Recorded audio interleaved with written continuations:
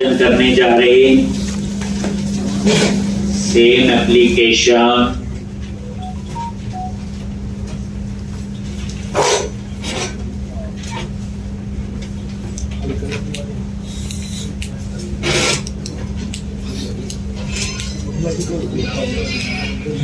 तो जितना मैंने कल तक करवाया करके देख लिया आप लोगों ने बच्चे।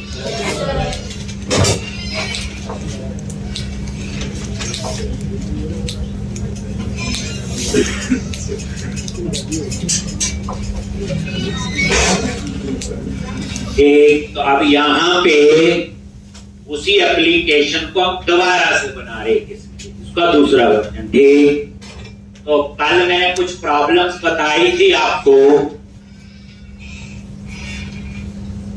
क्या प्रॉब्लम थी कि जैसे डाटा डिस्प्ले हो रहा है पर डाटा ज्यादा हो सकता है, 5 बुक्स भी हो सकती है, 500 भी हो सकती है। तो जो स्क्रीन पे डाटा डिस्प्ले हो रहा है ठीक, तो उसमें मुझे क्या चाहिए? जो डेटा डिस्प्ले हो रहा है उसमें मुझे फीचर चाहिए सर्चिंग की, फीचर चाहिए सॉर्टिंग की, फीचर चाहिए नेविगेशन।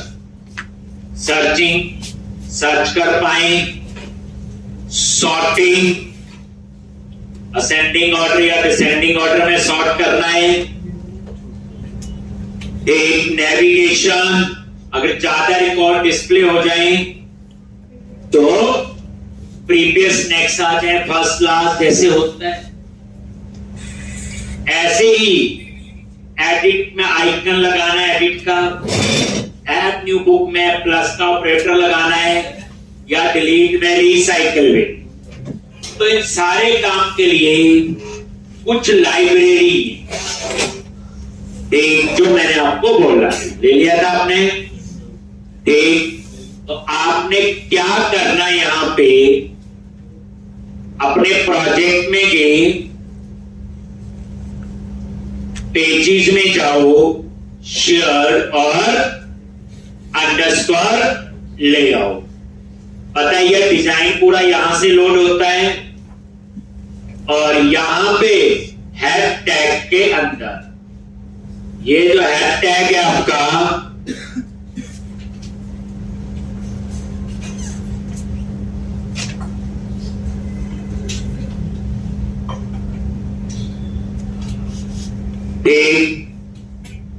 और यहां पे CSS,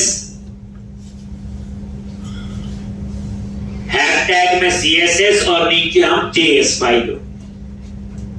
तो यहां पे आपने हैशटैग के अंदर देख जैसे CSS रेफरेंस,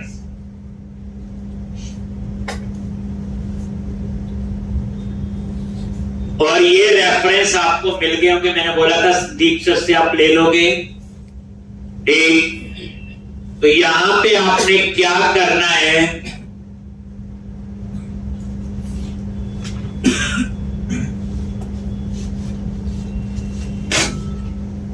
CSS रेफरेंस, और ये 3 रेफरेंस होंगे CSS के जो आपको मिले होंगे।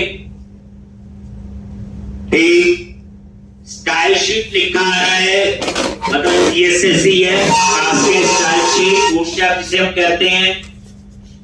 और ये बच्चे लाइव URL है, ये आगे ये लिखने की जरूरत नहीं, मिल गए होंगे, आपने सिंपल कॉपी पेस्ट करना है। ये जो 3 URL है कुछ आपको समझ आ जाएगा। href ये डाटा टेबल है, ये जो डेटा टेबल है इसमें सर्चिंग भी होती, सॉर्टिंग भी होती, नेविगेशन भी होती। तो इसलिए हम इस डेटा टेबल को यूज करें। एक टोस्टर, ये वाला था, ये जो टोस्टर है ये मैसेज देने के लिए, जैसे डाटा रिलेटेड सक्सेसफुली, ये उसके लिए। और ये चेन क्वेरी है, ये कॉमन है, ये काफी जगह यूज होगा।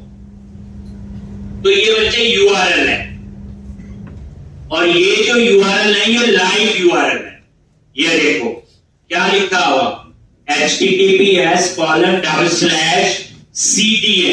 सीडीएन का मतलब होता है कंटेंट डिलीवरी नेटवर्क। और ये बच्चे लाइव यूआरएल है, आप इसको उठाओ, ये यूआरएल कॉपी करो, ठीक, और इसको यहां ब्राउजर में पेस्ट कर दो। ये देखो,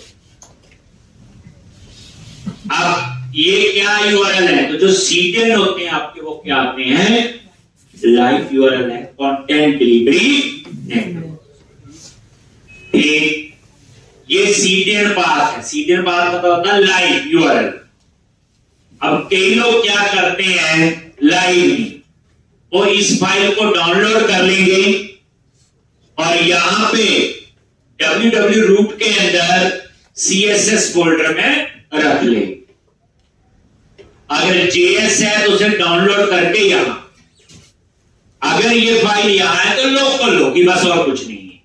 और उसका पाथ, लोकल का पाथ कैसे होगा, ये उन्होंने ऊपर लिखा हो, ये जो ऊपर, ये जो अप्लाई हो रहा है, ये ना लिखा हुआ, ये लोकल फाइल का पाथ। लोकल मतलब लिंक फोल्डर में www रूट के अंदर। तो दो तरीके होते हैं, एक लोकल एक लाइव। ऊपर वाला लोकल लाइव, हर एक के अपने फायदे हैं नुकसान। ठीक, लाइव के केस में तो इंटरनेट चाहिए, तो ये क्वेश्चन का आंसर तो ये है कि वेब एप्लीकेशन बिना इंटरनेट तो चलेगी, आप ही बताओ, तो इसलिए वो भी है। ठीक, अब ब्राउजर में जल्दी जल्दी वर्जन अपडेट होते रहते हैं। कल को नए वर्जन में कोई चीज ऐसी है जो CSS की नहीं चल रही, तो जो लाइव है वो एकदम से अपने वहां कोड में चेंज कर देंगे ताकि ब्राउजर के नए वर्जन के हिसाब से कंपैटिबिलिटी बैठे।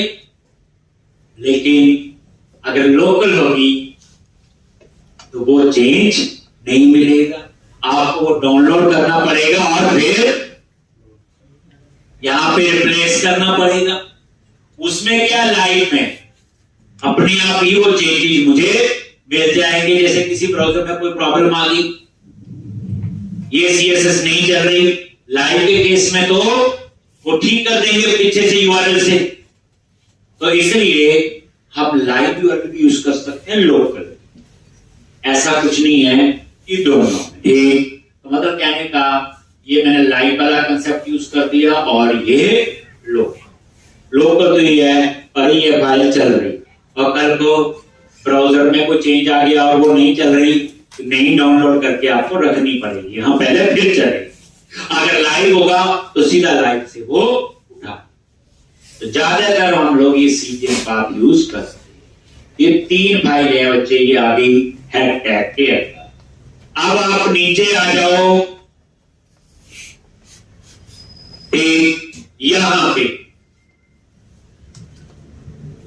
यहां पे आपके होंगे किसके रेफरेंस, जावास्क्रिप्ट। हमेशा बताया गया आपको कि जावास्क्रिप्ट आपकी लास्ट। तो JS वाले जो रेफरेंस आपको मिले होंगे,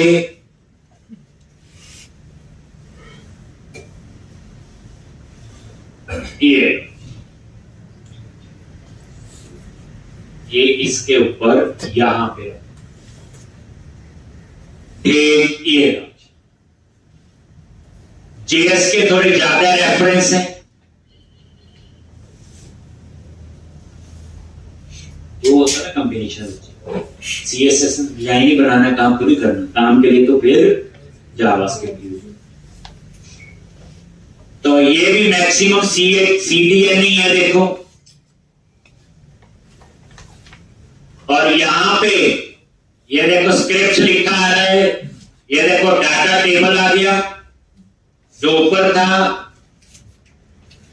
ये देखो sweet alert, want to delete data, ये उसके लिए होगा। फॉन्ट अमेसन जो आइकन लगने हैं उसके लिए होगा। यहां डेटा टेबल भी है, ये डाटा टेबल जिसमें सर्चिंग, सॉर्टिंग, फिल्ट्रेशन, बोलो ऊपर भी था, वो CSS थी, उसने डिजाइन बनाना है, उसने सर्च नहीं करना, उसके लिए JS फाइल है। ठीक, तो ये बच्चे आपने कल बताया था, नहीं लोगे तो ले लो। ठीक, ऐसे जब समझ आ जाएगी तो खुद भी डाउनलोड कर सकते हैं, जरूरी नहीं URL नहीं और क्या है, सारी वेबसाइट में जाओ डाउनलोड करके रख लो, आपका टाइम बच जाए इसलिए। लेकिन जब आपको चीज समझ आ गई तो URL उठाओ, लिखो, नाम देख लो क्या क्या, बस और क्या। ठीक, तो ये बच्चे दोनों ये प्रोजेक्ट में मैं यूज करूंगा। और सबसे अच्छी बात है यही URL जावा में चलेंगे, पाइथन में, रिएक्ट में, एंगुलर में, नोड में, सब जगह चलते हैं। ठीक, अब ये रखने कहां पे है, वो लैंग्वेज का अपना, जैसे यहां पर अंडरस्कोर लेआउट में रख रहे, रिएक्ट में कहीं और रखेंगे, एंगुलर में कहीं और रखेंगे। तो ये मैंने कर दिया, अब मैं इनको यूज करूं। जिसका एक छोटा सा भी देखते हैं पहले लॉजिक, ये काम कर रहे हैं कि नहीं। तो मैं पहले फॉन्ट ऑफ से ही देखता हूं।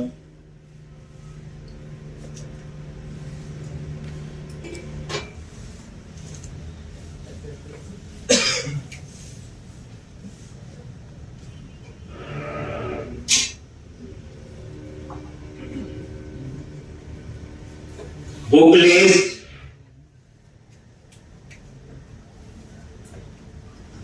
अब मैं यहां चाहता हूं ऐड न्यू बुक के आगे प्लस आ,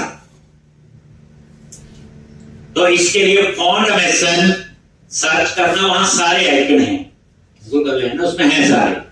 तो मैं कैसे लिखूंगा, देखोगे ध्यान से बच्चे, कहां पे जाओगे, पेज, बुक लिस्ट, कौन सा, इंडेक्स, ये ना ऐड न्यू बुक लिखा हुआ। इससे पहले तो आई टैग होता है, कौन सा होता है, आई क्लास FAS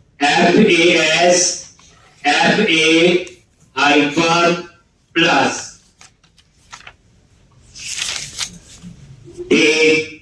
एक बार मैंने देख लो, फिर लिखो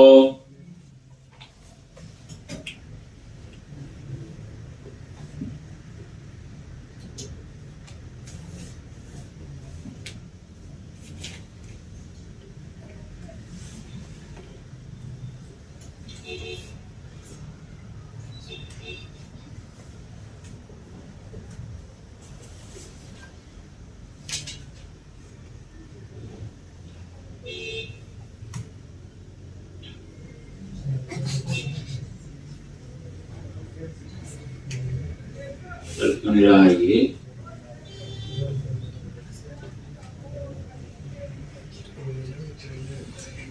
I1 प्लस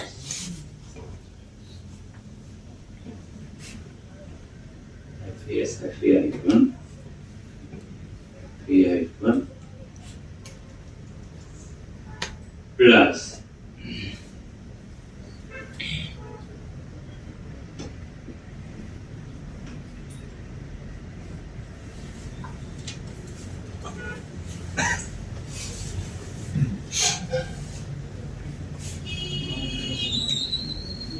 एक मिनट एडिट में चेक कर लेते हैं ऐसा क्यों कर रहा है ये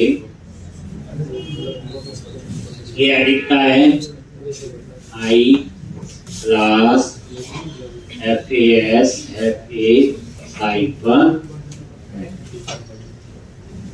सेव किया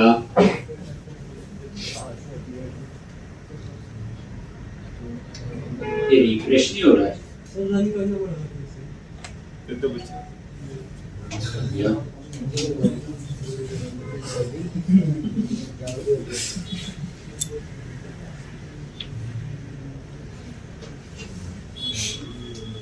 एक बार देख लेते हैं इसके, क्योंकि जो कई बार द्वारा यूज किया हुआ मैंने जी, इसमें FPS चलता है, FPS भी चलता है।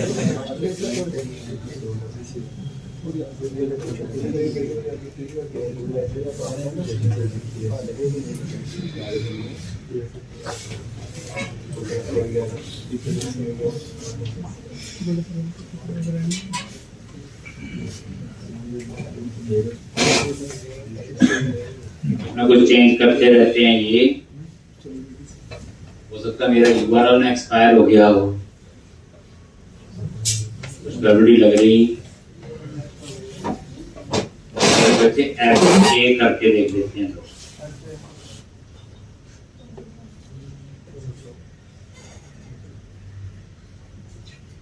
नहीं तो जो फॉन्ट रेमेसन वाला यूआरएल है उसमें कुछ प्रॉब्लम है, तो इसको अभी FAS FA-edit लिख लो, देख लेंगे। FA ये प्लस लिख लो, ये प्लस ऑपरेटर लगाएगा, लिख लो आप लोग। वो देखते हैं इस यूआरएल को कैसे, जैसे फॉन्ट रेमेसन का यूआरएल होगा उसमें ना कुछ साइन अप किया होता है, हर बैच में चलता रहता है, तो कई बार FAS FA-1 प्लस, जैसे माइनस चाहिए हो तो माइनस भी आ सकता है। ठीक, लिख लो कैसे लिखते हैं। अब आप नीचे आ जाओ एडिट में, ये देखो क्लास FAS FA-1 एडिट। ऐसे ही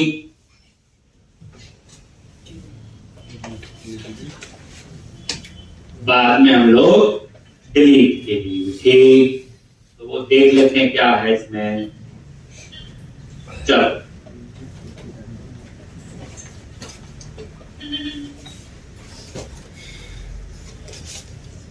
देख लो, एक तो नहीं चला, वो बाद में चेक करते हैं। चलो अब हम आगे सीखते हैं। पहले डाटा टेबल,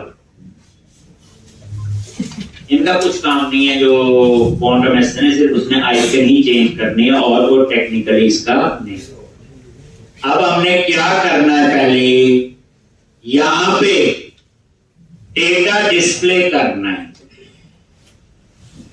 और ये हम जावास्क्रिप्ट के थ्रू यूज करेंगे, क्योंकि सारा काम क्लाइंट साइड पे मैनेज करना है।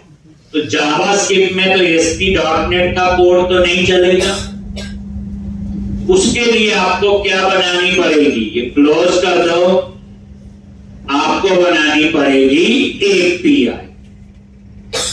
ठीक, तो उसके लिए क्या करो, एक कंट्रोलर बनाओ। API टॉपिक पढ़ा था हमने, याद है कोई, load state wide country ID होती API, जिसमें डाटा JSON फॉर्मेट में आता। यहां पे राइट क्लिक किया प्रोजेक्ट पे, ऐड न्यू फोल्डर, कंट्रोलर्स,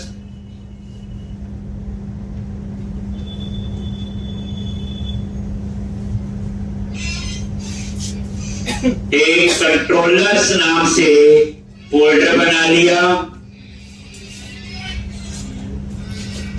और यहां पे कंट्रोलर्स पे राइट क्लिक करो। अब हम बनाएंगे API controller, not MVC controller.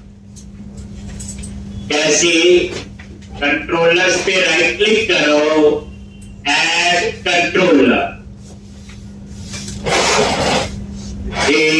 और यहां पे API कंट्रोलर, और यहां चूज करो API कंट्रोलर एम्प्टी। ये MVC है नीचे जो हम करते थे पहले, API और API कंट्रोलर एम्प्टी।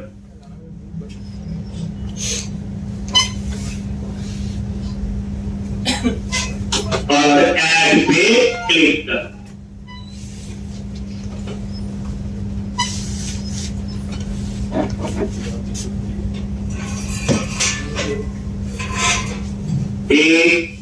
ये आपका आ गया API कंट्रोलर एम्प्टी, और इसका नाम रख दिया मैंने बुक, ये बन गया बुक कंट्रोलर,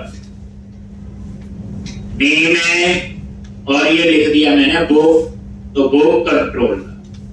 एपीआई किसके लिए यूज होती है? डेटा कम्युनिकेट करना है आपने from one platform to another platform. जैसे एपीआई में ASP.NET कोर में बना रहा हूं, यूज मैंने जावास्क्रिप्ट करनी है, तो जावास्क्रिप्ट ला गया और ये ला गया, इसलिए मैं एपीआई, और एपीआई में जो डाटा का फॉर्मेट होगा वो क्या होगा आपका? JSON, JSON। ये देखो, ये राउट हमने पढ़ा था एट्रीब्यूट बेस्ड राउटिंग, याद करो। अब इसका यूआरएल क्या बनेगा? एपीआई क्या है? जस्ट यूआरएल, तो इसका यूआरएल बनेगा API स्लैश कंट्रोलर का नेम। तो इस केस में क्या नेम है बोलो? API slash book. बुक क्या है? कंट्रोलर का नेम है। और ये देखो यहां लिखा भी आ रहा है, ये क्या है? API कंट्रोलर, और यहां कंट्रोलर बेस आ रहा है, हटा दो, सिंपल कंट्रोलर कर, क्योंकि कंट्रोलर क्लास में ऑर्डर ही नहीं है कंट्रोलर बेस। ये देख लो, कंट्रोलर पे F12 प्रेस किया और ये देखो ऑर्डर ही ये इसमें इनहेरिट है। तो इस तरह से अगर आप API कंट्रोलर हटा दो तो ये बन जाएगा MVC कंट्रोलर, बस और कुछ नहीं। अब यहां पे आ जाओ, डाटाबेस यूज करना है तो कहानी हमें आ गई है। Private read only application DB context, ये वेरिएबल ले लिया, CTR उसके कंस्ट्रक्टर में गई और यहां पे पैरामीटर भी पास करो और कंस्ट्रक्टर में उसको इनिशियलाइज कर। ये DI का कंसेप्ट है जिसमें ऑब्जेक्ट बनाने की जरूरत नहीं पड़ती। ये DI पूरा समझाएगा जब हम प्रोजेक्ट में इंप्लीमेंट करेंगे, जब हम खुद सारा स्ट्रक्चर डिजाइन करेंगे। और क्या आयो DI क्या होता है वैसे? कोई फर्क क्या है वैसे? क्या होता है वैसे बताओ? डिपेंडेंसी इंजेक्शन क्या कंसेप्ट है? ये जावा में भी होता है।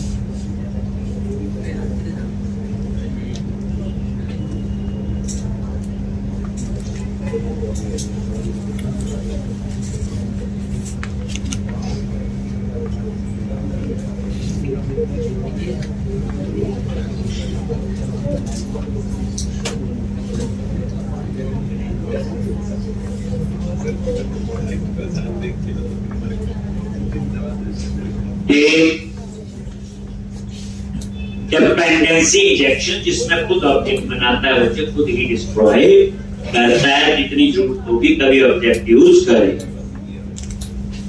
अब उसके बाद यहां पे HTTP GET डिस्प्ले के लिए, ये HTTP GET क्या आपका? ये एंट्री पॉइंट है, यहां से इसे एंड पॉइंट भी कहते हैं। यहां से पता चलता है कि ये API क्या काम करे। जैसे पब्लिक आई एक्शन रिजल्ट और यहां पे गेट ऑल,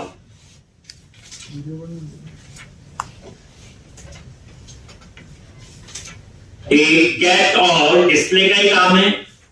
और यहां पे आप रिटर्न करो, कैसे? रिटर्न JSON, टेक और यहां पे न्यू कर्ली ब्रैकेट में डेटा वेरिएबल और डिस्प्ले के लिए context dot books dot to list ये ला और एंड विद सेमीकोलन। ये क्या करेगा, सारी बुक्स का डेटा देगा। इसको एक्सेस कैसे करना है, इसका यूआरएल बनेगा बच्चे API /book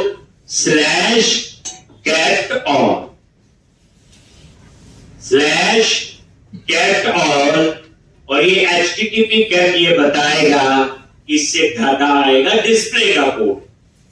सेव का होगा तो HTTP पोस्ट होता है, डिलीट का होगा तो HTTP डिलीट होता है, अपडेट का होगा तो HTTP पुट होता है। जैसे जैसे आगे आएगी तब देखेंगे, अभी छोड़ो। अब ये API तैयार है, अब हम इसको एक्सेस करना चाहते हैं। मैं यहां ब्रेक पॉइंट लगाता हूं, लेकिन ये तो सिंपल मैंने सिंगल पेज एप्लीकेशन थी, इसमें कहां से कंट्रोलर आ गया, कहां से API आ गई, तो फिर इसकी सारी कॉन्फ़िगरेशन होगी। तो अभी इसमें क्या क्या एरर आएंगे देखेंगे हम लोग एक एक कर।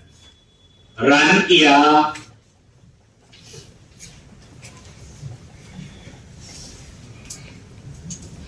डाटा में आ जाएगा डाटा, और वो किसमें कन्वर्ट करेगा, JSON, JavaScript object notation.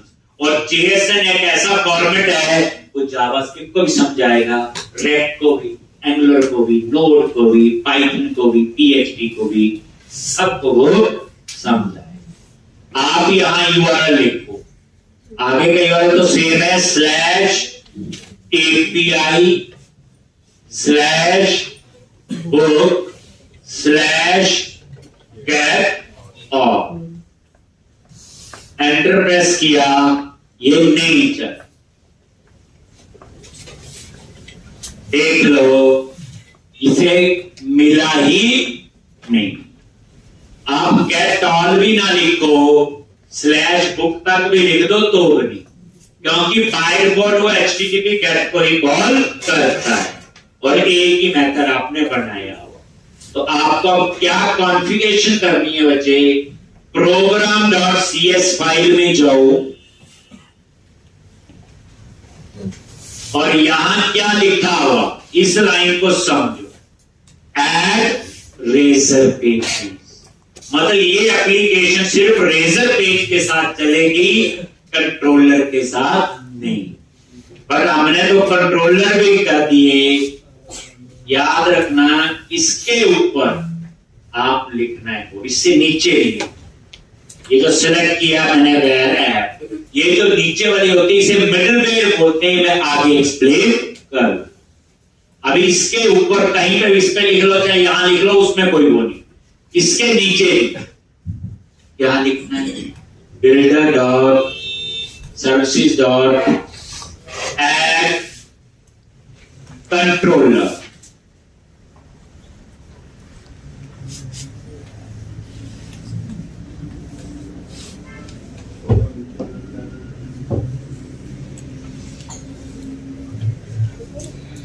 builder.services.add controller।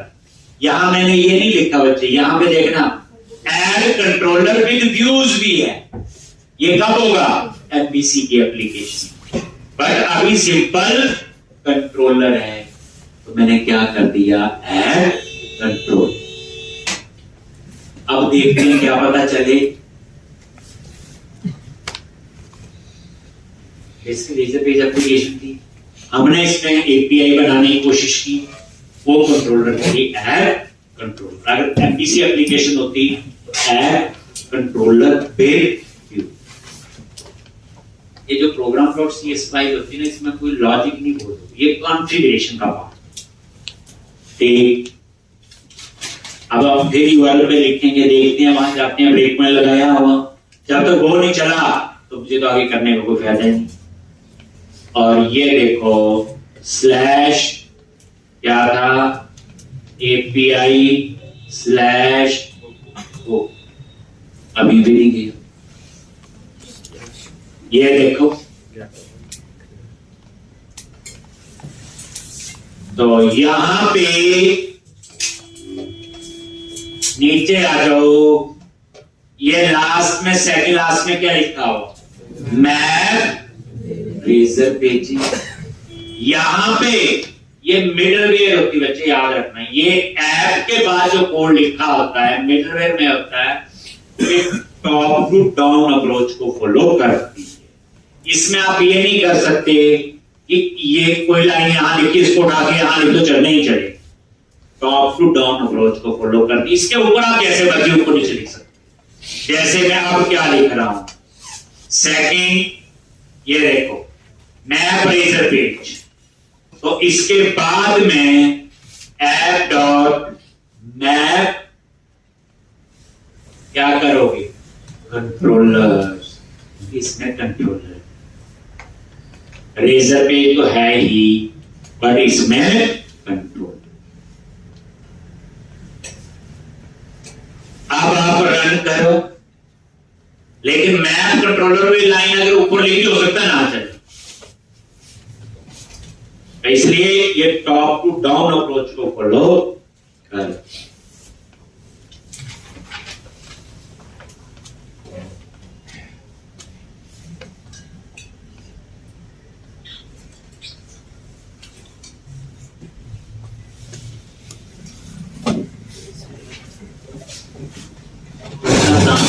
करना पड़ रहा है, ये हमारी API वाली एप्लीकेशन नहीं है, ये रेजर पेज एप्लीकेशन है, तो इसमें हमें खुद करना पड़ रहा है, क्योंकि आपकी रिक्वायरमेंट ये है API स्लैश लॉन्च। आ गया ब्रेक पॉइंट पे, और ये देखो F10, अब ये चल, देखो कैसे डाटा आता JSN में, F10, ये आ गया, ये JSN में डेटा आया। मैं दिखाता हूं इसको, यहां नजर नहीं आ रहा होगा, नोटपैड में थोड़ा समझते हैं, नई चीज देख लो आप लोग, कैसे आया डाटा।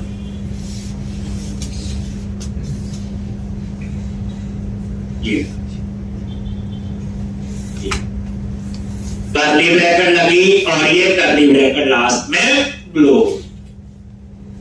ये डेटा जो मैंने वहां वेरिएबल दिया था, और उसके बाद ये स्क्वायर ब्रैकेट लगी है, स्क्वायर ब्रैकेट एरे के लिए होती है, और उसके बीच में ये कर्ली ब्रैकेट है, और इस कर्ली ब्रैकेट में पूरा एक रिकॉर्ड, और इस रिकॉर्ड में क्या है, सबसे पहले ID, title, description, author, ISBN और प्राइस।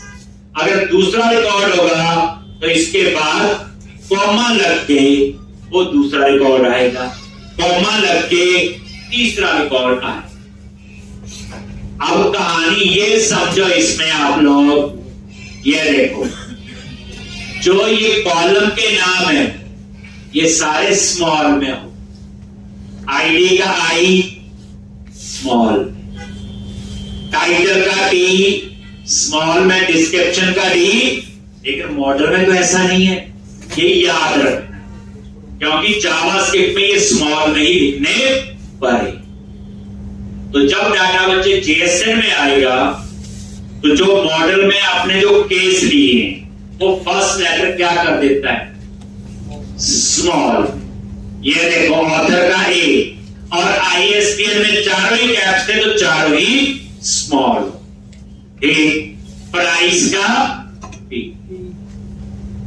ठीक, अगर आपने मान लो फर्स्ट नेम लिखा है डाटाबेस में, आपने ऐसे लिखा होगा मॉडल में, फर्स्ट नेम कॉलम का नेम, लेकिन जब JSN में आएगा तो ये F स्मॉल में होगा, नेम नहीं होगा, याद रखना। That is called camel case, याद रखना। ठीक, तो इस तरह से ये मैं क्यों कह रहा हूं, जावास्क्रिप्ट केस सेंसिटिव होती और ये डाटा इसी केस में एक्सेस हो गया। तो आपका ये काम तो हो गया, डाटाबेस से डाटा फेच करके एक आपके पास JSN फॉर्मेट में आ। अब इस API को कॉल करना है और ये डाटा मुझे कहां दिखाना है, जल्दी बोलो। पेजेस पे गए, बुक लिस्ट और इंडेक्स।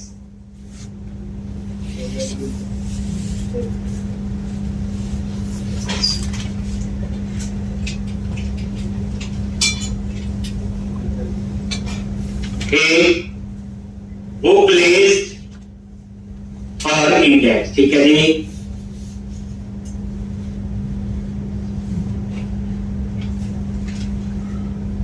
ये देखो इंडेक्स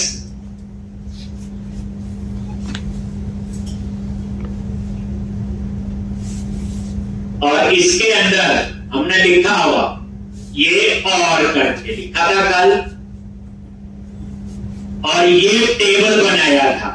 इस टेबल के अंदर मुझे डाटा दिखाना है जिसका आईडी दिया हुआ मैंने TBL डेटा। आईडी इसलिए दिया था क्योंकि मैंने इसको जावास्क्रिप्ट में यूज करना, और फिर मैं यूज करूंगा डाटा टेबल। डेटा टेबल जो है थर्ड पार्टी एक लाइब्रेरी है जो हमें सॉर्टिंग, सर्चिंग, फिल्ट्रेशन, नेविगेशन वो सारी फीचर प्रोवाइड करती है। और इस लाइब्रेरी को सारे यूज करते हैं, सारी लैंग्वेज में यूज करते हैं। सिर्फ हम ASP.NET कोर या किसी और की बात करें, ठीक। तो अब हमने इसमें कैसे डेटा फिल करना है, तो जावास्क्रिप्ट के थ्रू अब हम उस API को कॉल करेंगे। कैसे आएगा, ध्यान से। तो अपनी जावास्क्रिप्ट लिखनी है आज पहली बार। www रूट में जाओ और ये JS फोल्डर आपका बनाओ।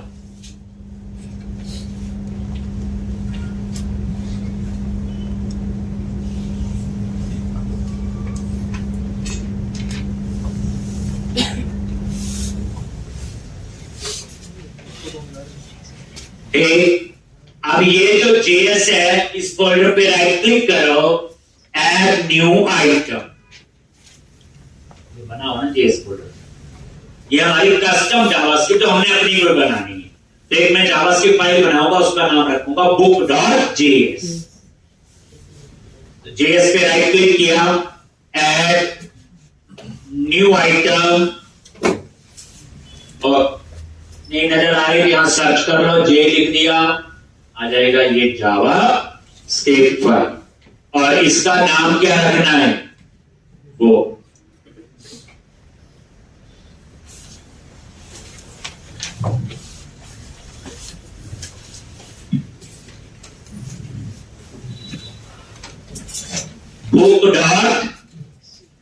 book.js।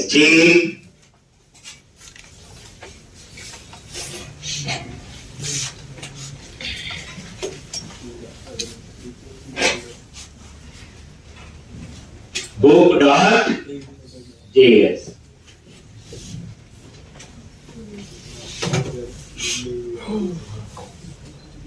ये जावास्क्रिप्ट फाइल है। अब हम अपनी जावास्क्रिप्ट लिखेंगे यहां। ध्यान से, इस जावास्क्रिप्ट का रोल क्या होगा, API से जो डाटा आएगा उसको हमने जो HTML में टेबल बनाया है उस टेबल में वो डाटा दिखाना। बस कैसे करोगे, जावास्क्रिप्ट पहली बार केस सेंसिटिव होती है बच्चे, स्मॉल कैप्स का ध्यान रखना है। ठीक, आप कोई सोच रहे होंगे आस्था धीरे धीरे करवाएंगे, पहली बार पढ़ रहे हैं। मेरे पढ़ने से पहले आप कई बार पढ़ चुके हो। क्या होते हैं वेरिएबल डिक्लेयर करने, फंक्शन बनाने, लूप लगाने, इफ फॉर व्हाइल, तो आता तो है ही है। तो वह डाटा टाइप, ये एक वेरिएबल ले लिया, डेटा टेबल, कुछ भी नाम रख लो। मैं भी वेरिएबल डिक्लेयर करते हैं, कैमल केस यूज करते हैं, हर चीज को देखा करो। यहां वेरिएबल डिक्लेयर करने का फायदा यह है कि मैं इस वेरिएबल को पूरे पेज पे एक्सेस कर सकता हूं, ग्लोबल वेरिएबल है। अब यहां पे jQuery का ब्लॉक बनाना है कि जैसे ये पेज कोई एक्सेस करे तो वो कोड अपने आप चले। $document.ready, ये जो डॉलर पहचान है किसकी है? jQuery, not JavaScript. कुछ नहीं है, पहले जावास्क्रिप्ट होती थी, फिर jQuery है। jQuery क्या है? जावास्क्रिप्ट के अंदर बनी हुई लाइब्रेरी। जैसे मैं सिंपल समझाऊं, सी में आप ऊपर फाइल इंपोर्ट करते हो, stdio.h लिखते हैं, उसमें लिखा तो सी का ही कोड होता। वो जब हैश इंक्लूड करके इंक्लूड कर लेते हैं stdio.h, उसके मेंबर्स को आप नीचे यूज करते। ठीक, तो वही चीज है। jQuery क्या है? जावास्क्रिप्ट के अंदर बनी हुई लाइब्रेरी। तो document.ready ये मेथड इसका ऑटोमेटिकली कॉल होगा। जैसे आपका पेज लोड इवेंट होता है, जैसे क्लास का ऑब्जेक्ट बनाते हैं, डिफॉल्ट कंस्ट्रक्टर होता है। डॉक्यूमेंट का डी स्मॉल में, रेडी का एल स्मॉल में। और ये फंक्शन कैसे बनता है ये नई चीज देख लो। फंक्शन राउंड ब्रैकेट,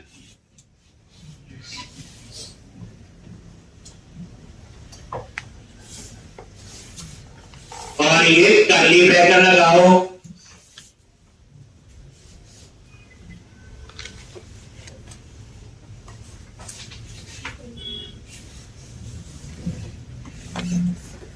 तो document.ready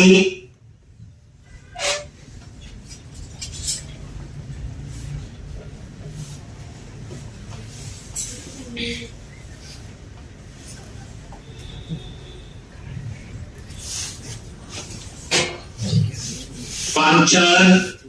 और ये देखो, ये जो फंक्शन है इसे हम कॉल बैक फंक्शन बोले। जब किसी फंक्शन का कोई नाम नहीं देते, कॉल बैक फंक्शन। द्वारा अंडू किया, देखो ये फंक्शन बना, और इसके बाद ये इसकी एम्प्टी कर ली। अब ये क्या करेगा? तो document.ready क्या करेगा? ऑटोमेटिकली कॉल होगा। मैं एक नीचे एक मेथड बनाने जा रहा हूं, लोड डेटा टेबल, अभी बनाया नहीं, और अब ये मेथड मैं नीचे बनाऊंगा, ये इस मेथड को कॉल करे। एक कैसे बनाओगे? Function load data table.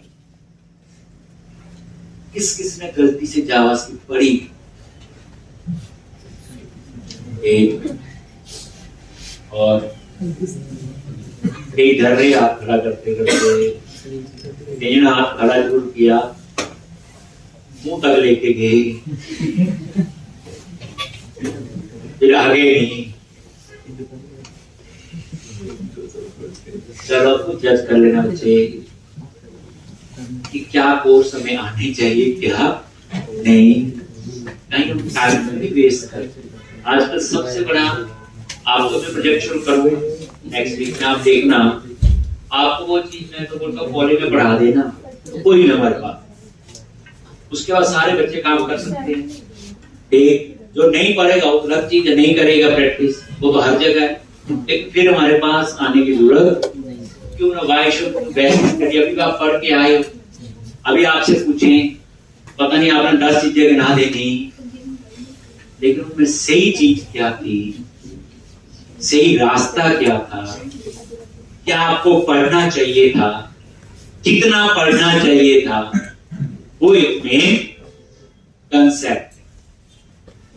मैं भी देखा जावास्क्रिप्ट है, मैं तो जो सिखाऊंगा मैं 2-4 बार तो करेंगे। जैसे ही कोड में लिखना जो शुरू कर रहा हूं, ये आपके प्रोजेक्ट में कम से कम 20-25 बार मैंने चेंज करके, तो ऐसा होगा ही नहीं आएगा। तो वाई शुड वो जावास्क्रिप्ट क्यों सीखी? तो नोटबुक में अच्छी लगती है, ये काम भी करना हो तो बच्चे पता आप लोगों को प्रोजेक्ट पर बनती है ना। लो डाटा टेबल, ये मैं मेथड बनाया, ऊपर कॉल हो गया। करेगा। समझा गया? अब ये जो डाटा टेबल वेरिएबल है, ये लो जी।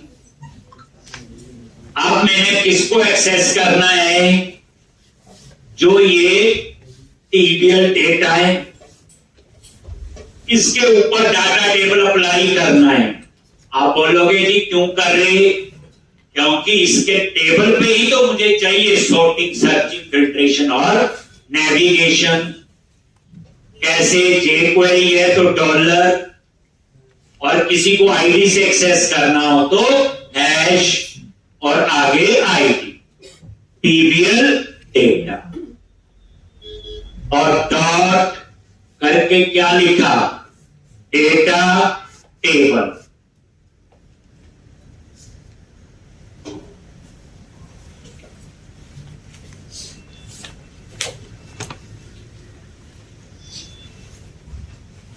ये जो डाटा टेबल है, ये उसको एक्सेस कर रहा है जो डाटा टेबल कहां ऐड किया था? लेआउट के अंदर, जिसकी जेएस ऐड की। ये डाटा टेबल हो और कर्ली ब्रैकेट। अब हमने एपीआई को कॉल करना है सबसे पहले, तो यहां पे एजेक्स, ये एजेक्स मैंने थोड़ा सा आपको वैसे ही गलती से बताया था कर्ली स्टेट सिटी में। हम एपीआई को कॉल करने के लिए क्या यूज कर रहे हैं? एजेक्स। और एजेक्स क्या है? Asynchronous JavaScript and XML. Ajax क्या करेंगे? पेज को पार्शली पोस्ट बैक करता है, फुल पेज पोस्ट बैक नहीं करेगा। जितनी आपकी इंफॉर्मेशन होगी उतनी को ही रिफ्रेश करेगा, उतनी के ही एचटीएमएल रिप्लेस करेगा, ना कि पूरा पेज सर्वर पे जाएगा। ये काम किसका है? एजेक्स। इसलिए मैं एजेक्स के थ्रू कॉल कर रहा हूं एपीआई को। एजेक्स का ये स्मॉल में केस सेंसिटिव है, और यहां पे दो आप लोग यूआरएल। अब यूआरएल क्या है? तो slash API slash book slash get all, ये यूआरएल आ गया। API slash book slash get all, क्योंकि इस एपीआई को इसी प्रोजेक्ट में यूज कर रहा हूं तो पूरा यूआरएल लिखने की जरूरत नहीं। एचटीटीपी कॉलन लोकल जो भी उसका पूरा एक, तो वो आपको स्पेसिफाई करने की जरूरत नहीं है।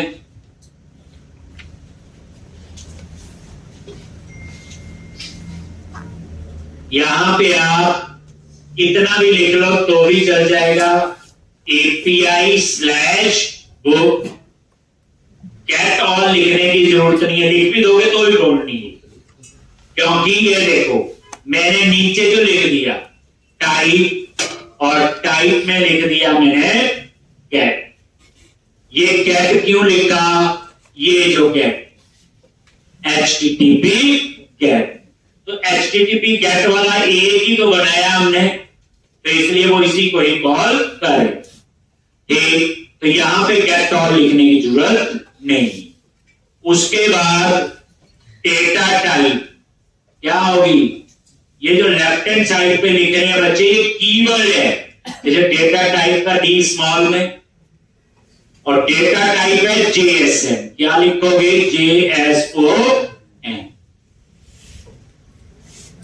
उसके बाद जो इसका रिजल्ट आएगा, जब ये एपीआई एग्जीक्यूट होगी तो कॉमा देके ऐसे, और यहां पे डेटा के लिए कॉलम्स, और ये स्क्वायर ब्रैकेट में कॉलम्स का एरे बनेगा। और ये जो डेटा आएगा आपका,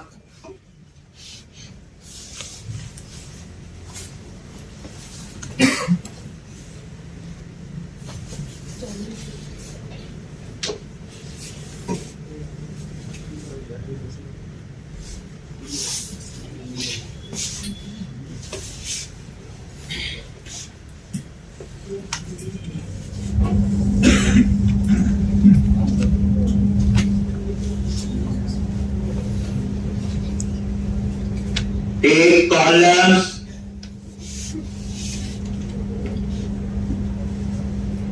और ये स्क्वायर ब्रैकेट में कॉलम्स का एरे।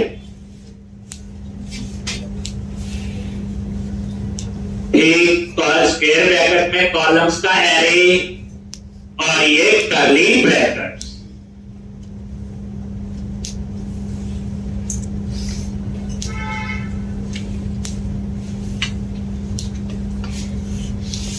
और यहां पे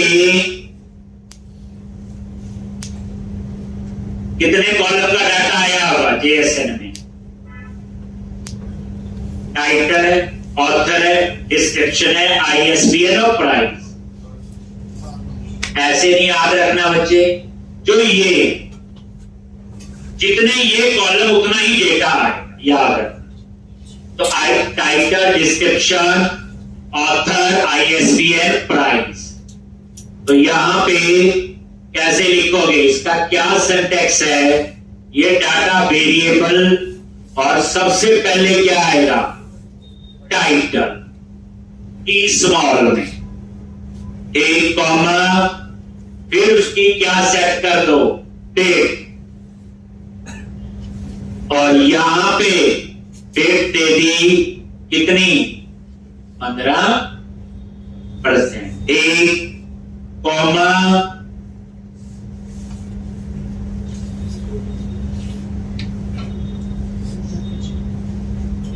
एक टाइटल। अब टाइटल के बाद क्या आएगा? क्या था? डिस्क्रिप्शन, डी स्मॉल में। डिस्क्रिप्शन के बाद क्या आएगा?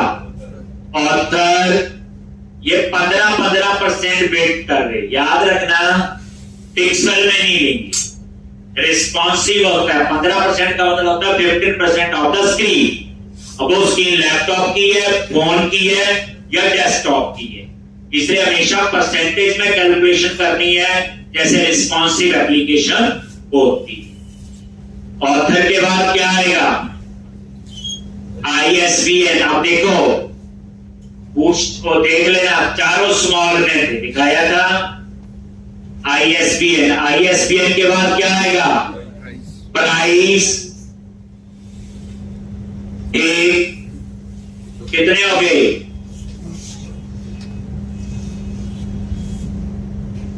रेस्ट कितना बच गया? ये एक्शन में बटन आएंगे।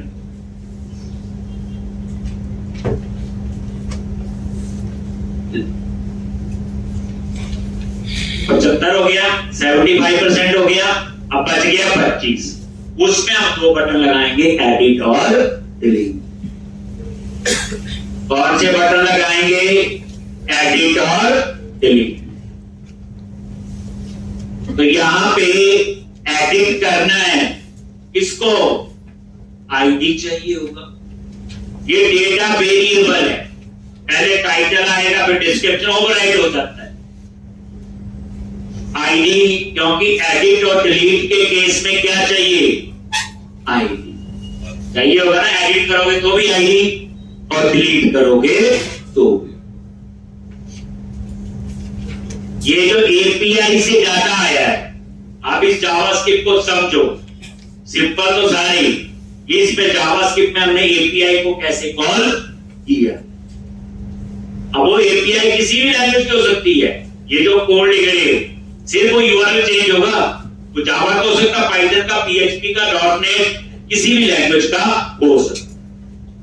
अब यहां पे और देखो, रेंडर, और ये क्या करेगा? एक फंक्शन बनेगा, कॉल बैक फंक्शन। ये रेंडर क्या करेगा? एक कॉल बैक फंक्शन, और इसमें ये डेटा का पैरामीटर है। अब इस डेटा में क्या आएगा? ये आईडी, लास्ट वाला जो होगा ओवरराइड हो जाता है। एक, अब यहां पे आपने रिटर्न करना है एक एडिट का बटन और एक डिलीट का बटन। तो मल्टी लाइन का स्ट्रिंगर काम करना है तो जावास्क्रिप्ट में क्या यूज करेंगे उसके लिए?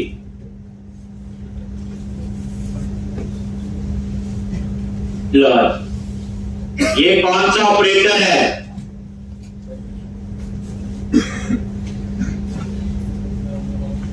ने की पहली बार ही देखी होगी। ये बैक टिक ऑपरेटर होता है, ये सिंगल कोट्स नहीं है। ये बैक टिक ऑपरेटर है जिसकी में वो टिल्ड होता है उसके बाद होता है। एक न्यूमेरिक में सबसे पहला है, यानी आपके लैपटॉप पे दूसरी रो का पहला है। टिल्ड नहीं होता जैसे टेक वो है। ऐप की ढूंढ लेना। अब मैं लैपटॉप की कैसे दिखाऊं आपको? ये भी हिस्ट्री है। ऐप पिक लिख लो। मेरे लैपटॉप पे तो सेकंड रो में फर्स्ट नंबर पे, आप में लास्ट में हो या नहीं पता। याद है टिल्ड सिंबल नहीं होता, उसके दूसरे बार उसी की में दो थे ना, एक में ये ना लो। अब ये बैक टिक ऑपरेटर है, इसके अंदर आप मल्टी लाइन स्ट्रिंग लिखो, चाहे HTML लिखो चाहे जो मर्जी। तो जावास्क्रिप्ट में कभी अपनी HTML अपनी कहानी लिखनी हो, पूरा लॉजिक लिखना है, कोई स्ट्रिंग लिखना है, कुछ भी जैसे मैंने बोला कि टेप क्लास, ये देखो double quotes, tag cipher, centre, logic, ये टिप क्लोज कर दिया और यहां अब आपने क्या करना है?